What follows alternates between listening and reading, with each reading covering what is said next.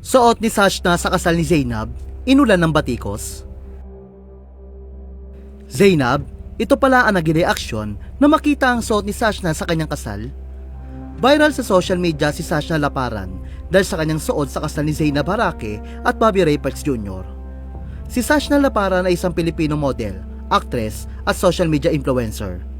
Nagsimula siya sa modeling career sa edad na 15 at unti-unting nakilala sa social media, lalo na sa Vine, Facebook, TikTok, Instagram at YouTube kung saan meron siyang milyong followers.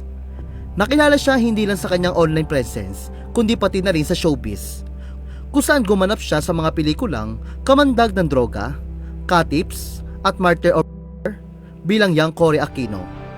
Mula sa pagiging aktres ay mas lalong sumikat si Sashna nang pasukin niya ang mundo ng vlogging. Dito rin nagsimulang mabuo ang pagkakaibigan nila ni Zainab Harake, isa rin sa pinakasikat na vlogger sa bansa. Isa nga si Sashna sa mga imbitado sa engranding kasal ni Zainab Harake at Ray Parks Jr. na ginanap noong June 1. Ngunit imbes na purong good vibes ang mabuo sa social media matapos ang event, nabalot ito ng kontrobersiya matapos batikusin ng netizen ang suot ni Sashna sa mismong araw ng kasal.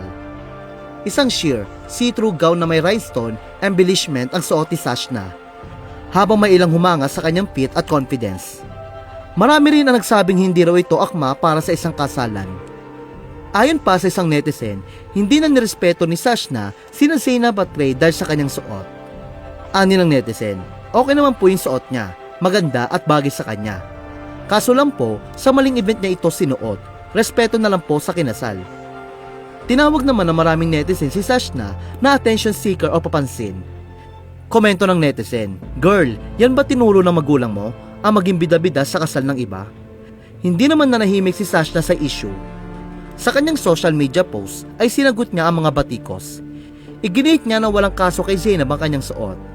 Kaya lang din daw ito naging see-through dahil sa flash. Aniya, kami chill lang tapos kayo galit na galit sa suot ko. 2 years na ako walang issue, please lang lubayan niyo ako.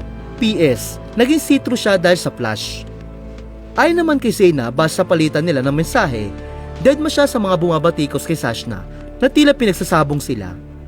Aniya, oo naman, Diyos ko tinag nga ako, pakiba nila sa suot mo. Akala nila magagalit ako, di ko nga pinapansin.